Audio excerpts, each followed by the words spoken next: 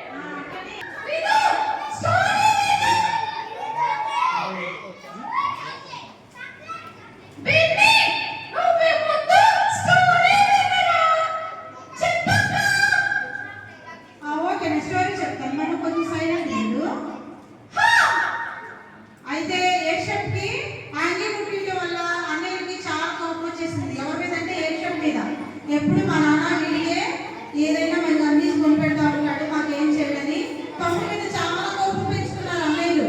అయితే ఏషపు అయినా సరే వాళ్ళ అన్నయ్యని చాలా గౌరవిస్తాడు, చాలా ప్రేమిస్తాడు అనమాట. మరి ఇక ఒకసారి ఏషపు అన్నయ్యలు ఉన్నారు కదా, వచ్చేవారనమాట. రాజులకు చాలా గొర్రెలు, ఇంకా ఎడ్లు, ఇంకా గుర్రాలు, అలా చాలా సంపద ఉండేదన్నమాట. అవి వాళ్ళే వాటిలో నీళ్లు కానీ ఆహారం కానీ ఇంటి వాళ్ళే చాలా జాగ్రత్తగా చూసుకునేవాళ్ళు అనమాట.